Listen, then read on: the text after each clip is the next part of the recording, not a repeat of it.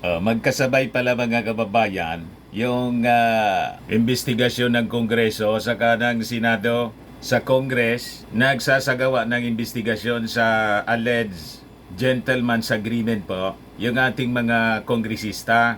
Sa Senado, yung PDEA leaks mga kababayan na dahil lang sa butas, nagkabutas-butas yung investigasyon. Yang kabutas-butas mga kababayan yung investigasyon ni Senator Bato. Ngayon ding araw na to, continuation po. Ang sabi, last na to. Tingnan natin kung last na to. Nagsisimula pa lang mga kababayan ngayon, Committee on Public Order, Dangerous Drugs.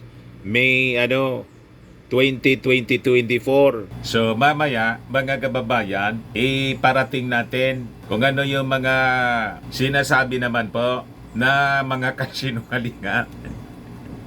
Gusto mo pa rin, Mr. Maravillas, mapakinggan yung mga kasinungalingan ni Morales? Pakinggan lang natin. Ang intensyon natin, maipaabot sa inyo yung impormasyon at basagin po natin yung kasinungalingan para hindi umubra. Yun ang ating intensyon. At sa Congress naman po, ito yung live feed sa congressional hearing. Si Congressman Neftali Gonzales II, chairperson po, ini-establish niya kung talagang mayroon ba na gentleman's agreement o kung binding ba naman baga. If it is talaga binding, kasi wala man yatang pinirmahang papel, verbal, oral agreement lang po. Yan ang sabi kanina, mga kababayan. Ang problema, yung mga invited ng Congress, mga kababayan, na mga resource persons nila, yung mga previous officials, sina Executive Secretary Mijaldea, yung Defense Secretary si Lorenzana, yung National Security Advisor si Esperon yata yon, hindi man po nag-appear, absent. Kung ano-ano daw na mga excuses, may kanya-kanya pong may kanya-kanyang rason kung bakit hindi naka-attend sa congressional hearing. Ay nakalata yung si Congressman Conggon para niyang nagkasabay-sabayan niya na may lakad sila. Pero halata na umiiwas ito mga previous officials, mga dating opisyal ng previous administration. Halata ba? But before ko mga kababayan ibigay sa inyo yung mga detalye ng kwentong yan, click subscribe muna dito sa ating YouTube channel and hit the notification bell para lagi po kayong updated sa mga kaganapan dito sa ating bansa. Like and share na rin po ninyo ng ating video, and wag na rin po ninyo mga kababayan na skip yung ating mga commercial ads para tuloy-tuloy lang ang pag-unlad ng Bagong Pilipinas. Sa mga naghanap ng malinis and spacious fitness gym, pumunta lang po kayo sa aming Colossal Fitness Gym. We also offer Grab Car Rental with our brand new 2023 model ng Toyota Innova. We also accept booking for those who are planning to travel via PAL, Cebu Pacific, and other airline companies, local and international, and bills payment for Meralco bills, PLDT, etc. Ang Colossal Fitness Gym is located at 3rd floor Security Bank Building, Landco Business Park, Legazpi City, Albay. For inquiries, look for Jilon Maravillas. Contact number 0966-802-0949. Yan po yung aming Innova. Lagi na pong matao sa amin. Yan po mga bagong clients naman po. Napakaganda, colorful ng aming gym po. Pati mga foreigners po, tingnan ninyo. Mga British sila po. Napanood nila sa sa YouTube. Na-set up na rin po yung aming mga bagong gym equipments. May treadmill na rin po kami. Ito naman po mga kababayan, yung bago naming binibenta online na product. Eye Glow Serum, galing pong South Korea. Whitening po siya, tingnan niyo yung epekto sa aking anak na architect entrepreneur. Sa mga inquiries ninyo, dumiretso na lang kayo sa kanyang messenger, Riz Maravillas. Ito naman po, Firmax Firming and Lifting Cream, pinapahid po sa mga pulses and affected area. Mainam po sa paninigas na mga kaso-kasuan. Ito po, Automax Radiant Serum. Sa mukha naman yung application. Anti-aging po siya. You will look 10 years younger than your age. Ngayon, sa mga cancer patients naman po, baka lang gusto ninyo itong itry. Ning siya red mixed fruit drink. Hindi man po siya gamot, food supplement siya. Kaya lang, gawa siya mga kababayan sa goji berry. Ang goji berry, may anti-cancer properties. O ngayon, yung mga inquiries ninyo, dumiritso na lang kayo sa aming messenger sa Facebook para masagot namin agad. Ayos pa? Ayos na Mr. Maravillas. So, balik tayo dito sa ating kwento. Yung mga in-invite po na hindi nag-attend, kasi may mga kung ano-anong rason. Alatang umiiwas po. Ang sabi, i-re-invite. Pag hindi pa rin po, i-contact naman yan ng mga congressmen. Tulad ni Pacquiao. Iparesto, mga kababayan. Iyan ang mga maisog po. Maisog na talawag. Ang naarap na po sa investigation, yung mga maisog, ayaw nang mag-attend. Nagsisipagtago po, mga kababayan. Ito po, statement po ni Secretary Anyo na hindi siya parte ng secret agreement. If there is any such agreement, it is not and will never be binding upon the current administration. Even President Ferdinand Marcos Jr. has already made his unequivocal stance on this series of alleged unsubstantiated or imaginary promises or a secret or non-binding agreement or deals. He is not aware of it. And if there was such done under a previous administration, the same has been rescinded, since the President himself already rescinded such. If any, it should already put this issue to rest. Thank you very much, Mr. Chair. So, nilinaw po ng present administration through the National Security Council, chairman, si Secretary Anyo, na kung mayroon man anya na pinasok yung previous administration based sa stand ng ating Pangulong BBM, it's not binding. Anong pinasok nila? Yung administrasyon ni Mau Diggs, na yung mga official po, absent, hindi nag-attend. And very clear yung sinabi ng ating Pangulong Bongbong Marcos, any agreement po na pinasok ng previous administration is effectively rescinded. Imbalido na siya. So, patuloy natin mga kababayan ang sinasabi. Continuing extraordinary support that Congress has been giving the Coast Guard to allow us fulfill the roles that you have given us. And number 3, I come here to assure the Filipino people that in accordance with the directive of the President, your Coast Guard shall remain calm, shall remain professional, shall remain resolute.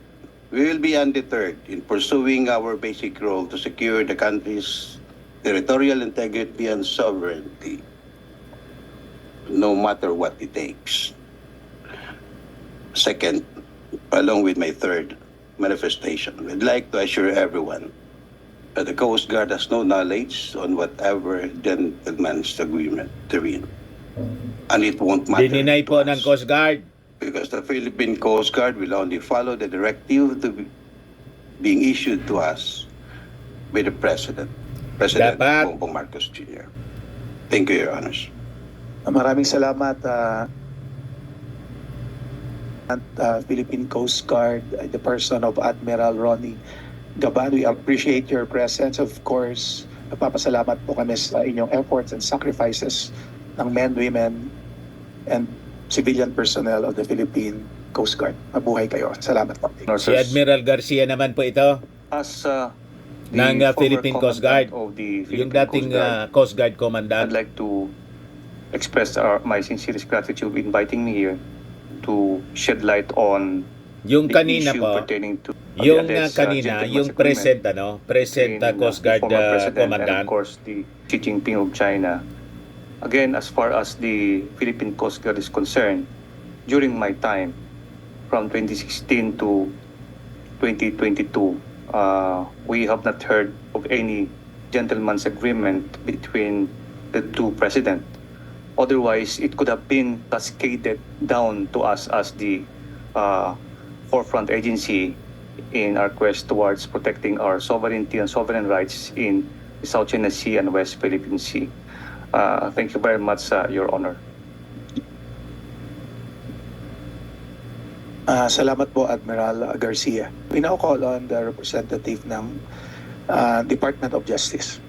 Yung kanina, mga kababayan, si yung nagsalita kanina, yung incumbent commandant, si Commandant Admiral Ronnie Hill, La Torilla Gaban.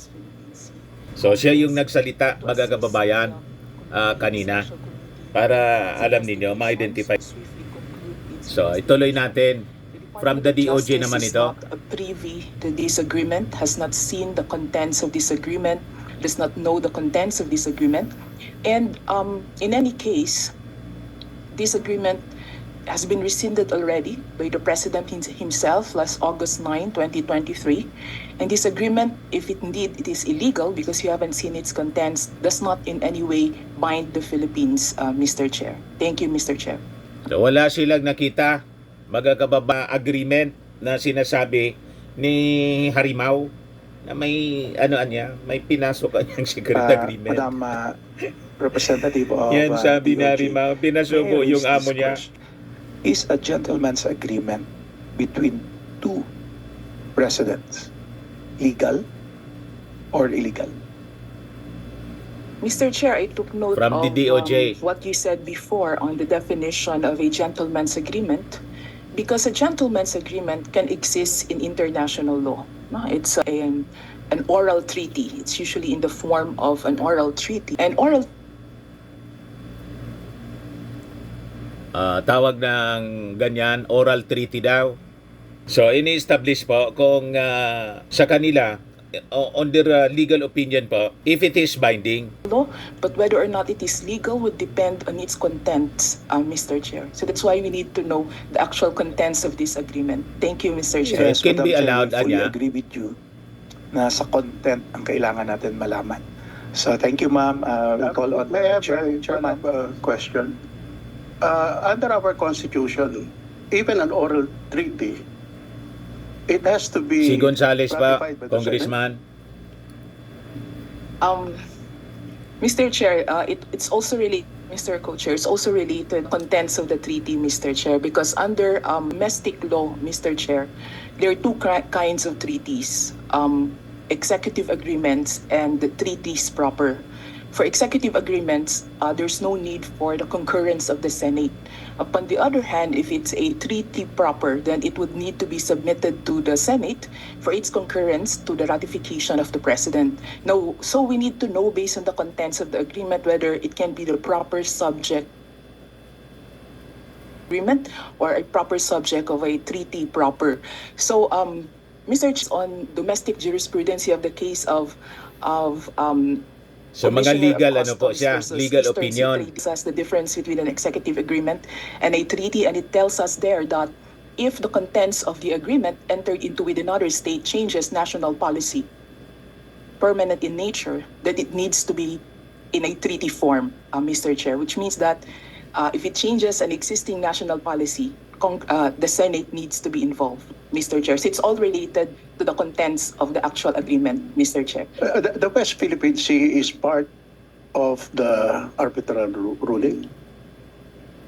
The West Philippine Sea, Mr. Chair, refers to our maritime areas on the western side of the archipelago. So it refers to our maritime zones on the western side of the archipelago. Our maritime zones include the exclusive economic zone, and the exclusive economics with respect to the issue on our the arbitral tribunal has ruled in our favor and has clarified that that vast area of land, Alam na natin yan. 200 nautical baselines or strictly 188 nautical miles from the outer limit of our territorial sea is the exclusive economic zone of the Philippines. Pag sinasabi po natin West Philippine Sea, it's largely the exclusive economic zone of the Philippines. And yes, this has been clarified by the Mr. Chair. And part of that would be the Ayungin Shoal. Am I correct?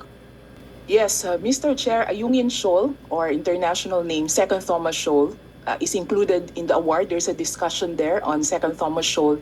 As described in the award, the tribunal said that Ayungin Shoal is about 100 nautical miles from Palawan, from our archipelagic baselines in Palawan, and it classified Second Thomas Shoal or Ayungin Shoal as a low tide elevation under UNCLOS, under the United Nations Convention on the Law of the Sea, and so therefore, being a low tide elevation, it is submerged during high tide, but above water during low tide. It forms part of our exclusive economic zone. The waters form part of our exclusive economic zone, and the submerged area of Ayungin Shoal forms part of the shelf, 110 nautical miles from Palawan, within our 200 nautical mile exclusive economic zone, Mr. Chair. At ano ang karapatan ng ating bansa over our exclusive economic zone?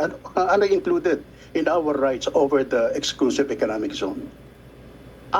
With respect to our rights, Mr. Chair, these are also enumerated in Article 56 of UNCLOS, and UNCLOS provides that we have sovereign rights in our exclusive economic zone, sovereign rights with respect to the exploration and exploitation of the natural resources of the zone, which include enjoying all the fishes and marine resources of the zone, and the jurisdiction, exclusive respect to the construction of artificial islands, installations, and others. So tayo may karapatan, exclusive nga eh. Of marine scientific research, taking of measures to protect and preserve the marine environment. So sovereign rights, Mr. Chair, means exclusive rights to the access of the So wala exclusive silang economic karapatan zone, doon, Mr. exclusive Chair. sa atin po So eh. nasa RP, Sierra Madre. But Where is the BRP Sierra Madre located? BRP Sierra Madre, Mr. Chair, is in Second Thomas Shoal or Ayungin Shoal. It's been there since 1999, Mr. Chair, guarding the shoal. In other words, atin din yun, di ba? The BRP Sierra Madre, yes, Yeah. Mr. Chair. So, being ours, it is also our duty to repair, not only to supply food, Correct. etc. Is it not? Yes, it's within our jurisdiction and authority and sovereignty, Mr. Chair. Isn't So- it that we have this exclusive rights to construct Yeah. our own exclusive So- economic Tapos zone? pinagbabawal ng Assuming China. that there is an agreement, that's oral agreement for that matter, na sinasabi na, sige, hindi na namin paparepair yan. That be So, hindi man considered dapat as a tayo surrender papasok of sa our agreement? territorial right over BRP? Kasi nga, Because you're Atin. talking about territorial right, Mr. Chair, because legally speaking, the lawyers would just say we have sovereign rights there, not part of our territory, but we're given exclusive rights to the natural resources of that area, Mr. Chair. So since we don't have an official confirmation of the contents of this agreement, no, so this is just an academic answer, Mr. Chair. If there is a surrender, okay, I wouldn't say surrender, maybe because a gentleman's agreement is usually temporary in nature, right? The gentleman's agreement is usually temporary in nature, so they can just agree for that time that they would not. But is it BRP Sierra Madre? Is it because? This is the problem, Mr. Chair. What is the agreement? Is it to remove BRP Sierra Madre? That is so we don't know the contents. Is it to remove BRP Sierra Madre? So, malabo. Is it not to reinforce BRP Sierra Madre? walang document know. eh. Verbal. Right, Mr. Chair? Assuming that, as you have said, that it's a surrender of a sovereign right, should it be by virtue of an oral agreement only, or under our constitution it should be based on a treaty that should be submitted to the Senate for ratification? If it's temporary, because treaties are usually permanent. If it's temporary, it can be oral. But if it changes national policy, Mr. Chair, it needs the involvement of the Senate, Mr. Chair. Thank Mr. you, Chair. Chairman. Mr. Chair, Mr. Chair, Honorable Kong Hoon. To the representative of DOJ, thank you, Mr. Chair. Have you heard about the former President Rodrigo Duterte press conference last April 11, 2024 at Davao City? Have you heard that? I heard there was that conference, but I was not able to watch, Your Honor. Apologies. Lahat yun murahan. Ayun, itatanong ko sana kasi may mga sinabi siya doon tungkol sa naging usapan nila ni Rally President at Xi press Jinping. con, So, laging itatanong may ko sana murahan kung, po. paloob yung mga sinabi niyang detalye na kung saan sa kanilang usapan.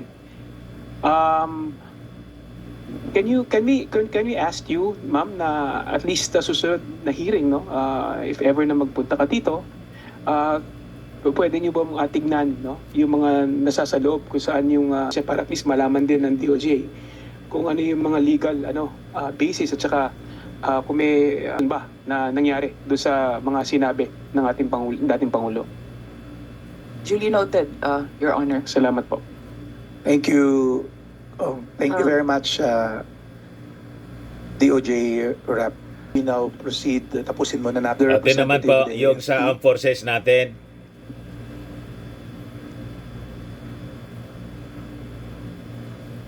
Do you have any Resource person manifestation? sila. Kinukunan muna To the ng mga Honorable Congressman Tupas, Honorable Congressman Gonzales, and the esteemed members of the pananaw, committee. Magandang umaga po. information. Maraming salamat po sa pag-imbita sa amin. Just two very important manifestations. First, on our part, we do not have any knowledge. We are not privy of any gentleman's agreement. And Sila lang AFP nakakaalam will po. remain a very professional, Secret nga. your AFP, professional organization, and we will be true to our mandate. Hindi to alam ng armed always forces ba? protect the sovereignty, territorial integrity, and protect the people of the state. Salamat po. Yes, Si thank you. Maudix lang at saka Can si you Xi please Jinping provide us nag-usap? a very brief history of BRP Sierra Madre? Sinubo yung buong bansa. Mr. Chair, Kinompromiso BRP Sierra po. Madre is a commissioned vessel of the Philippine Navy until today, and it was aground at Ayungin Shoal last May 1999 and remains there as our outpost protecting the second Tama Shoal or Ayungin Shoal. Yes. Based on its present condition, what will be the lifespan? What is the expected lifespan from a BRP Sierra Madre? The lifespan of that ship can still be As an extended. outpost, of course. Yes, as an outpost, it can be extended as long as we are able to maintain and repair it, Mr. Chair. Are we in a position to repair it right now? As Are long as we- access is continuous there, we will be able to repair it, Mr. Chair.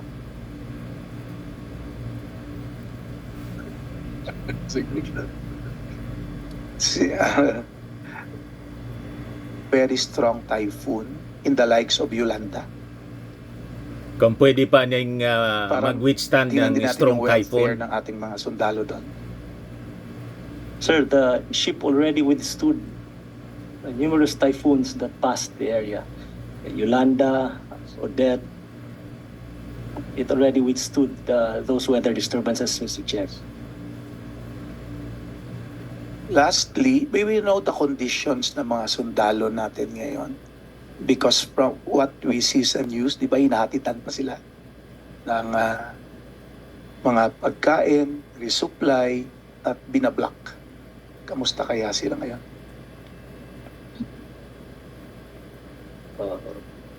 Based on the statements of the operational command in the area, our soldiers there are well equipped, they're healthy, and will always be ready to stand guard at Ayungin Shoal and to continuously protect our sovereign rights, our sovereignty and territorial integrity there, Mr. Chair. So yan po ang sitwasyon ng ating mga kasundaluhan doon sa Ayungin Shoal sa BRP Sierra Madre. Maayos naman daw po. Ngayon mga kababayan, doon naman tayo at tingnan natin kung ano yung nangyayari sa Senado sa pagpapatuloy po ng PDEA leaks investigation. Ang sabi ni Bato, ngayon po yung last. Tingnan natin kung ito yung last. And yung mga resource persons, ilan sa mga resource persons na in-invite ni Bato, absent din. Biglang nagkasakit yung mga parang doon sa Kongreso kung ano-ano yung rason. So, tingnan natin dito ngayon. Dinig, mayroong aligasyon na may pagkukulang sa pag-iingat ng mga dokumento at impormasyon. Maliwanag na mayroong nagmalabis sa kapangyarihan kaya may PDEA leaks. mayroong umabuso sa ipinagkaloob na Opening tiwala statement niya po. para sa isang ahensya na ang pundasyon ay confidentiality, peligro ang dulot sa mga kawani at ahente na bumubuo rito sa tuwing may breach. Hindi naman po siguro may tuturing na pagmamalabis kung hahanapan ng taong bayan sa mataas na standard ang ating gobyerno. Dahil ganyan po ang hamon ng paglilingkod sa pamahalaan. Ang hindi magmalabis sa ipinagkatiwalang kapangyarihan at hindi magkulang sa serbisyong asahan. I would like to acknowledge the arrival of Senator Chis Escudero. Thank you for attending, Your Honor. Mula noong una nating pagdinig ng PDLX, sinikap ng inyong Committee on Public Order and Dangerous Drugs na manatiling nakatutok sa layunin nito. Yun ay ang alamin kung bakit may di umano'y confidential documents na naipuslit mula sa cases ng PDEA.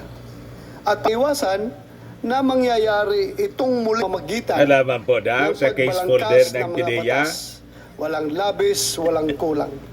Maraming Galing salamat man po lang yun at kay dalangin natin Morales.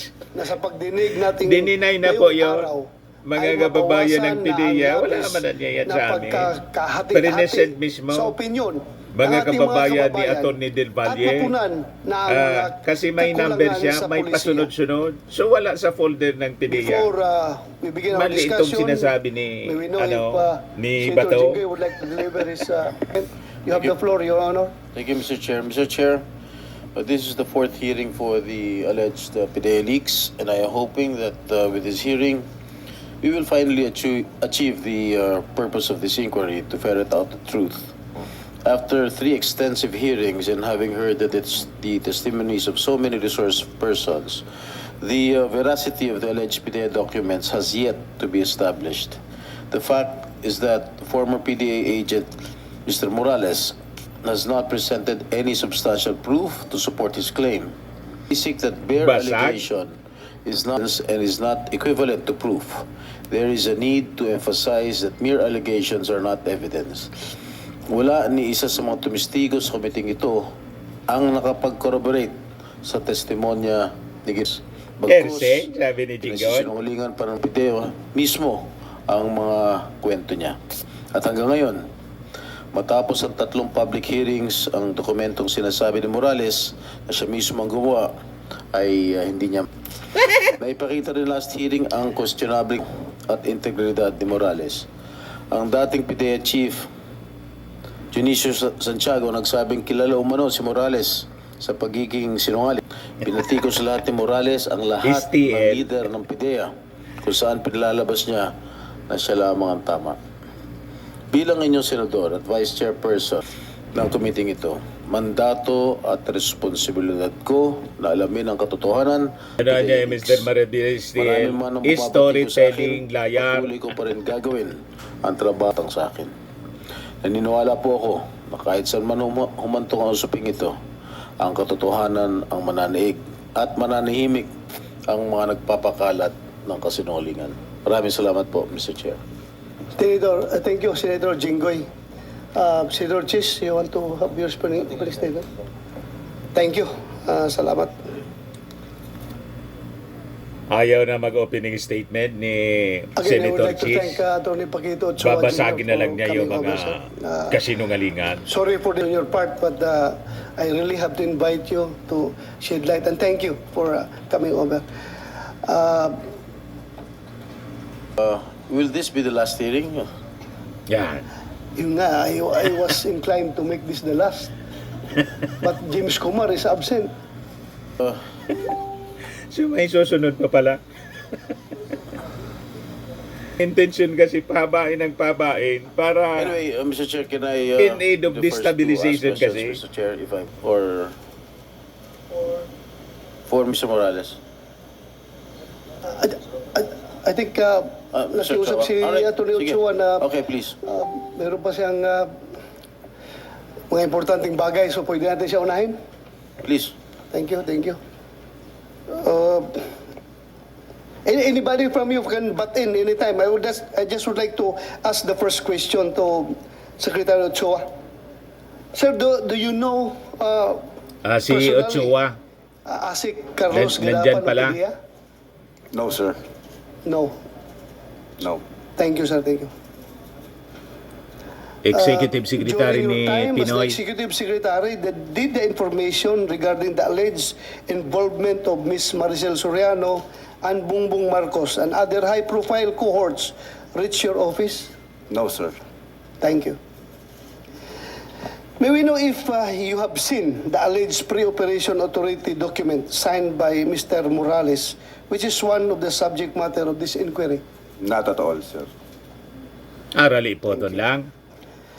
During our first hearing, Mr. Morales claimed that Asik Yan ang sagot Gadapan po. and the Straight. Padilla to stop John against Ms. Maricel Soriano and Bongbong Marcos and other high-profile cohorts and disregard the request for pre-operation authority. Anong masasabi mo dito, sir?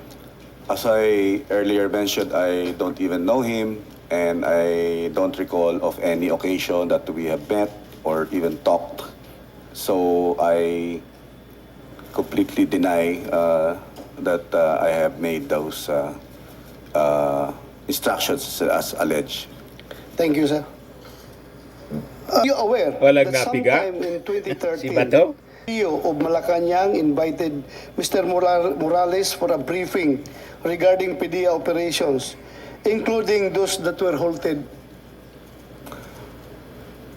I cannot recall exactly if that indeed took place, but I only learned now when this hearing was conducted, and I somehow, but very, very vaguely, if there was an incident that happened, but I'm not so sure if, because it was never, I was never informed of such meeting, and even after that meeting, there was no report submitted to me in regard to what transpired in that meeting. Thank you, sir. But I think Licio, were you aware ka ba nung existence ng Licio under General Serapio, who testified before this committee last hearing? Were you aware of the existence Yes, of that place? we created that unit, Your Honor, during our time. So yung pagpapatawag ni General Serapio, you're not aware of that? Sir, no, no. Thank you. My colleagues, you have questions? Further question? Huh? Senator Jing? Chair, Mr. Chair, paano ba na-implicate yung pangalan ni Atty. Ochoa? Sino ba? Sinabi ni Morales? According to former agent Jonathan Morales, was told by then Lahat galing kay Morales the lang. Deputy Director Ersi General ni for Morales. Operations, when he was about to travel abroad for schooling in ILIA, International Law Enforcement Academy in Bangkok, Thailand. He was told by Kung by sino-sino ini-implicate kasi Gadapan that ni Morales. the one who instructed for the halting of this operation was Sabi ng ating Executive Pangulo, Secretary joke box Atty. lang niya yan. Pakito Ochoa. Alright. Yes, kilala mo ba ito si Agent Morales? No, sir. So, ano po yung palagay mo sa motibo niya? Bakit para tumistigo, tinawit ka ba nagbigay ng instruction na patigilin ng sa nasabing drug case nung 20? Do you think this is motive, Mr. Atty. Ochoa? I have absolutely no idea, sir. Well, alam mo, Mr. Chair, hindi naman natin pwedeng tanungin si Gadapan dahil patay Sama na siya. na yung nang itsura ni Siya Jonathan ang sabi Morales. ni Agent Morales, si Gadapan na kanya para, tama ba? Para ipatigil yung operation. No, according to him, the casing and the surveillance operation, authority to conduct casing and surveillance operation on the persons Durog na naman po si Morales.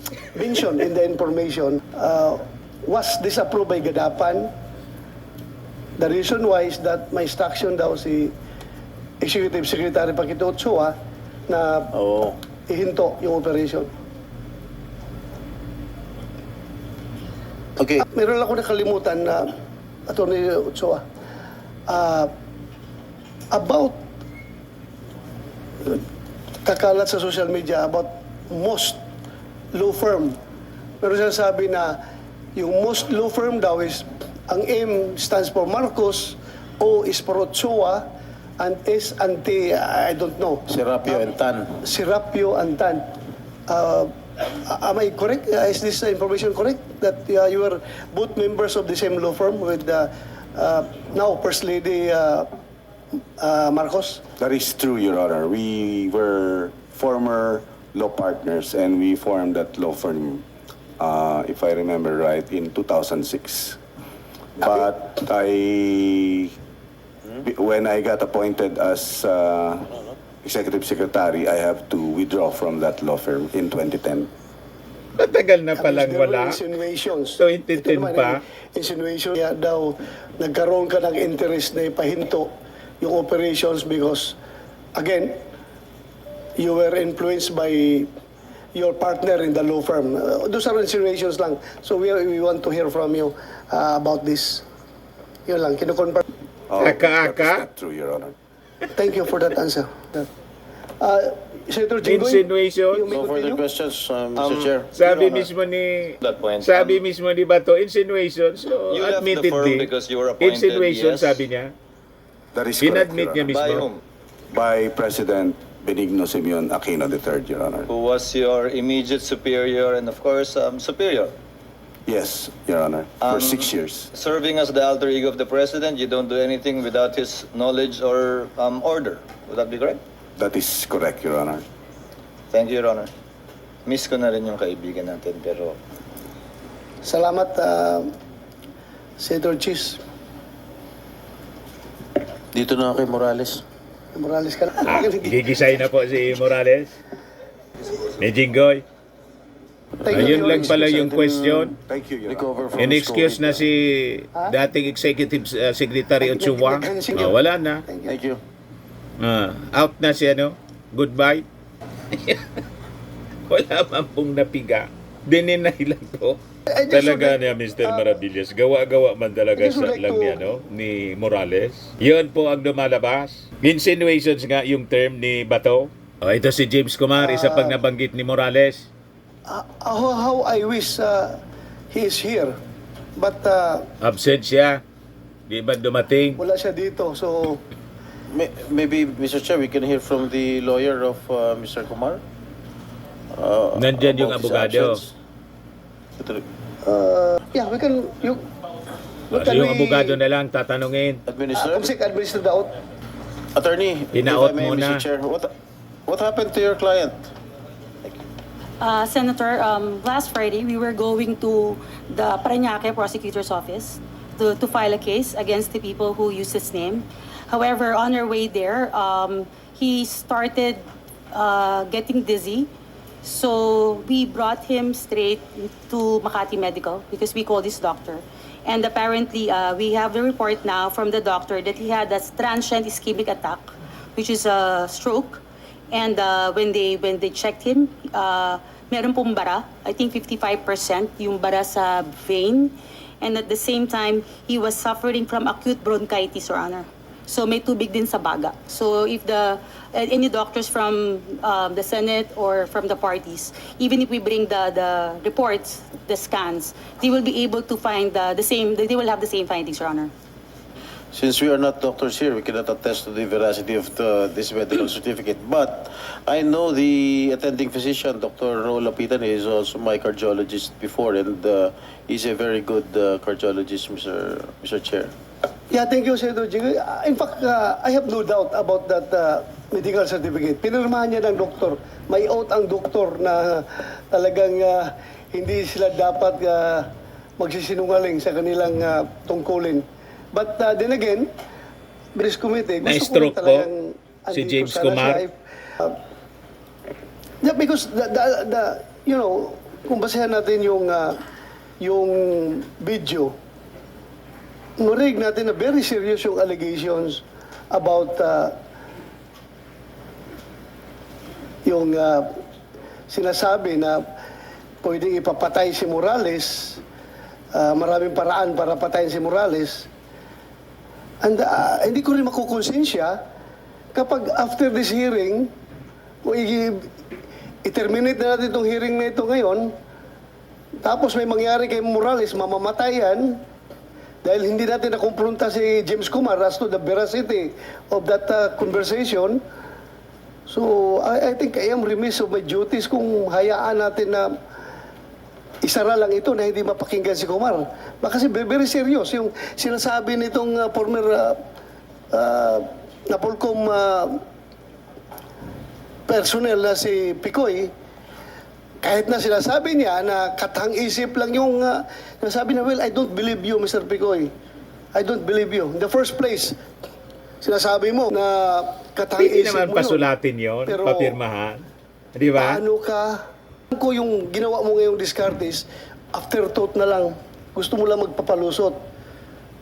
Dahil, sabi mo, last hearing, na gusto mo lang, diskarte mo lang yun para maimbitahan ka dito, para pakita ka ng mga ebidensya mo na yung dala mong papel para mapatawag ka Kaya lang, kasi kaya si mo Bato ginawa na yun. pinaniniwalaan si, Sinabi mo naman si na hindi Morales. ka narinig. Kaya Hindi mo alam ganun na nandun yung si Morales, mga statements ni nakikinig sa Bato. usapan niya. At hindi mo alam na mayroong video recording, may CCTV. How come na magdramon kung Ibig ganun? sabihin, So I don't really believe nautos you, siya. Mr. Santiago. Ayaw niyang tanggapin. Yeah, you answer. Sir, para sa akin po, sir, opinion niyo po yun eh. Pero ang katotohanan po, nasabi ko na po. Katotohanan mo? Yes, Is sir. that your truth? Yes, sir. Nalukuhin kami dito? Mag-hysterical na Hindi po, naman sir, si hindi Bato. po, sir. Sir, hindi ko po kayo niloloko, sir. Meron ka pang daladalang they're inviting you here to shed light on the yun yung pang sa May CCTV. blood na naman po recording. si Bato. Kaya kita, Yes, sir.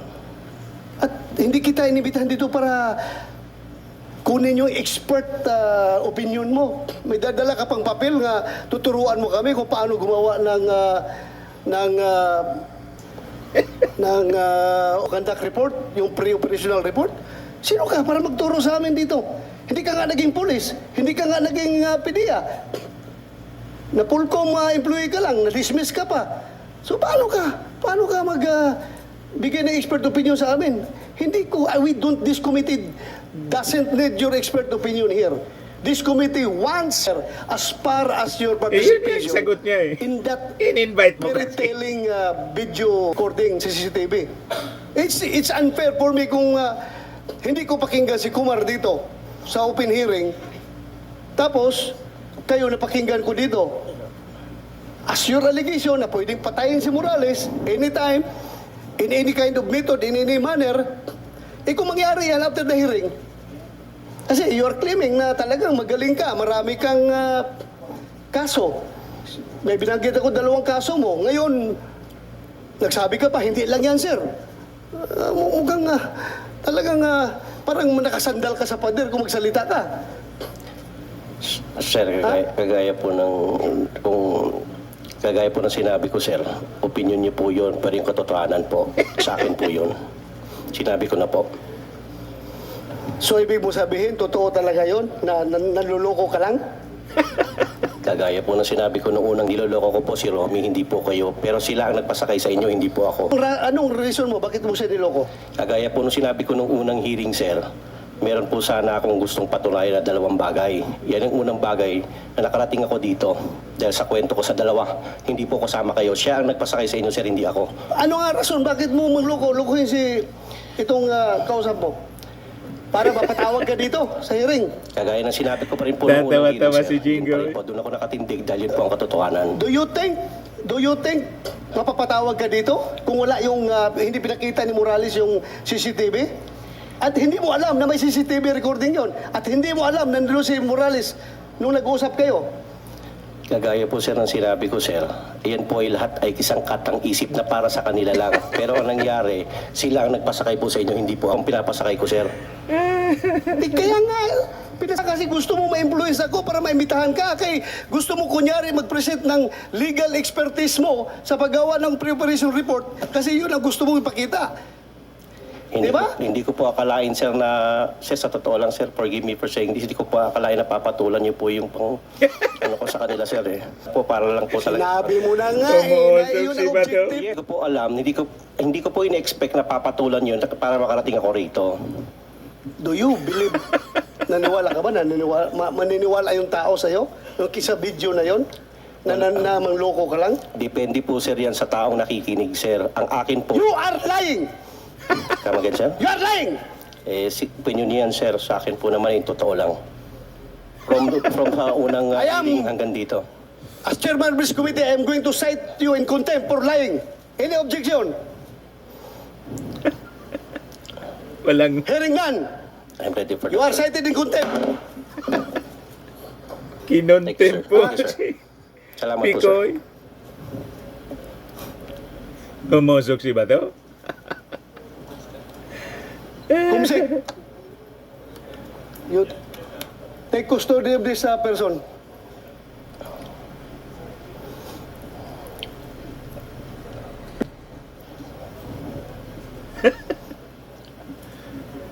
May dala na po akong bag, sir.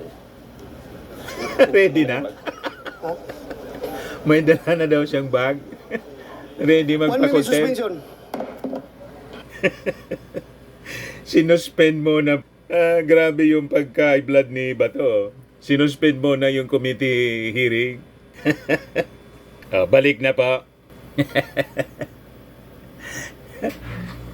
Tatawa-tawa po si Jinggoy. Naka-ready na niya pala. Grabe yung pagkapiko ni Bato. Nagpaloko kasi siya eh. Kaya galit na galit ha. Lumalabas po, nabilog yung ulo niya. Pinatulan niya yung kasinungalingan. Kaya grabe yung pagkapiko ni Bato. Balik na po. The concurring vote of Senator Jinggoy Estrada as far as citing in contempt of Picoy Santiago. So that's for the record. Because according to our rules, I need to get one concurring vote. Kaya despite the absence of an objection, still, I need one concurring vote. And I got the concurring vote of Senator Jinggoy. Thank you for that support, Senator Jinggoy Estrada. You may have the floor now. Thank you, Mr. Chair. Before I proceed with the questioning for Mr. Morales, I have conversed with the lawyer of James Kumar, and with the permission of the chair, if you will allow it, if he can participate virtually, Mr. Chair. Are you listening, Mr. Chair? Please, continue. I have conversed with the lawyer of Mr. Kumar. Nawala sa isip si, With the permission si of Bato. the committee, the Problemado. chairman can participate virtually from the hospital, Mr. Chair. Pwede, virtual. Well, he is within Philippine jurisdiction, and because of his medical condition, we can allow that, Your Honor. Sir, we are just getting the clearance now from Dr. Lapitan, Your Honor. All right. And we have sent Matatagal already ba? the link. Just a few minutes, Your Honor. Because Dr. Lapitan is in Makati Med naman, sir. All right. How many minutes are we going to wait? All right. While we are waiting, I'll just proceed with the questioning of Yes, go ahead. Mr. Morales. Okay. Si Morales Mr. muna. Morales, bigyan na lang kita na isang pagkakataon pa ha, para malinis yung pangalan mo. Yes, Tinanong Mr. kita Chairman. nung second hearing ng komite, if you misrepresented your sa personal data sheet na sinabit mo sa PIDEA that you were not dropped from the PNP roll and was not dismissed and suspended. Yung personal data sheet mo, yung PDS mo, was made under oath. Tama ba ako? Was it made under oath? Your Honor, nasagot ko na po wait, yan, Your Honor. Just answer me. Was it made under oath? Lahat po ng sinasabit ko po sa PIDEA, particular po dun sa PDS, ay lahat naman po ay under oath. Alright. So, kung under oath yan, so you misrepresented yourself. So, malinaw na doon pa lang sa PDS mo ay nagsisinungaling ka. No, Your Honor. Sapagkat nasagot ko po na ako po ay nag-comply doon po sa hiningi ng recruitment committee doon po sa PIDEA. No. I'm not, wait. May I interrupt? I am not talking about your compliance. I am asking you if you misrepresented yourself. Dahil anong last hearing, question number 25, have you ever been separated from the service in the following modes: resignation, retirement, drop from the rolls, dismiss, termination, end of term? Sinabi mong no. Inuulit ko lang yung tanong ko sa iyo nung nakarang hearing. No, Your Honor. Hindi ko po nilagay mo no. Wala pong misrepresentation, Mr. Chairman. Ano tawag mo doon? Ito po yung yung recruitment committee, sila po yung nagpa-comply sa akin. May mga bagay po nung mga panahon na yon na wala po akong impormasyon patungkol po doon sa mga pinahingi sa akin ng PIDEA. Kaya po nung ako ay pinag-comply nila, ako naman po kaya po ako tinanggap nila. Yun naman po yun eh. Ang pagkakatanggap po nila base doon sa pagkakakompleto ko ng mga papeles. May mga panahon na mga katanungan na hindi ko po masasagot, gawa po, Your Honor, na wala po akong impormasyon o eksaktong impormasyon sa mga bagay na naitatanong sa akin. At ito po, Your Honor, ay aking na-comply. Ang PIDEA po, nung ako ay nag-apply, sila po yung nanghingi ng mga dokumento at ito po ay na-produce ko naman po, Your Honor. Sandali lang, malayo na yung mga sagot mo eh. Alam mo, Ginoong Morales, binibigyan na nga kita ng pagkakataon eh. Tinanggap ka ng Philippine National Police. Sinabi mo, 1993 of April. Hindi mo na nalaman kung kailan ka na-dismiss from the service. Hindi sinabi mo, hindi mo maalala. Itong pagpasok mo sa PIDEA, 2008, April. Okay? No, Your Honor. 2009 po ako, Your Honor, sige, nung 2009, alright. na-appoint sa PIDEA. Okay, 2009. Naalala mo, inadmit ka na 1993 sa PNP, na-dismiss ka ng 1994 from the service. Pero dito, maliwanag dahil sinulat mo, no. Having been separated from the service, sinulat mo, no. Oh, sino paniniwala na yung mga sinasabi mo? Ito yung mga documentary evidence Your na Honor, hawak ko ngayon. ako po ay nag-comply doon sa PIDEA Mr. Chair, Recruitment hindi ko Committee, malaman Your kung Honor. ano. You just answer the question. Answer the question directly. Thank you. Maliwanag naman, nahawa ko na po yung mga documentary evidence na talaga nagsisinungaling itong taong ito. Dahil dito pa lang, pati sa number 2033, no. Have you ever been guilty of administrative offense? Sabi niya, no. Yung have you ever been formally charged? Sinabi niya, no. Ang dami niyang kaso na binanggit ko na yung mga during the previous hearings. Mr. Chairman. Yes, tanongin mo na kita, follow-up question. Bakit nakalagay doon no? Bakit Mr. no Chairman. nilagay mo? Maaari niyo po ba akong bigyan ng original copy ng sinasabi ni Honorable Senator Jinggoy Estrada patungkol dyan sa aking PDS? Sapagkat yung ipinakikita niya ngayon na PDS ay pawang Xerox copy. Your Honor, Okay, may napakatagal na po diyan. At ito pong... Sige, kunin natin yung original yan. Original PIDEA, copy. submit the original copy. Ang dami na nating hearing dito. Wala pang pinapakita kahit isang original si Ginoong Morales. Ngayon, siya yung manghihingi ng... Kung ano man kung kopya meron si Senator, naman sapat na po yun dahil nakakatatlong hearing na po kami na picture lang ng Xerox ang pinag-uusapan po namin at pinagbibigyan po namin ng panahon. Bigyan nyo rin naman ng panahon yung Xerox ni... Huwag na po natin pahabain.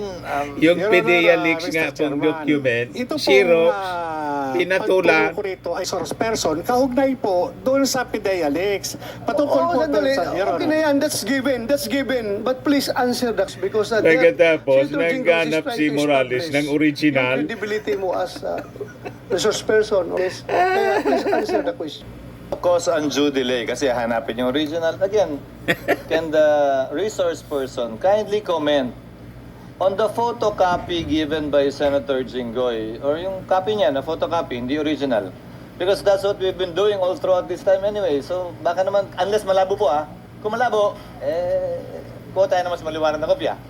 Mr. Chairman, Your Honor, mabigyan man lang sana ako ng pagkakataon na ma-examine mismo yung dokumento. Dahil ito po ay nagtutukoy dun sa akin. Paano ngayon kung tanungin naman tayo ng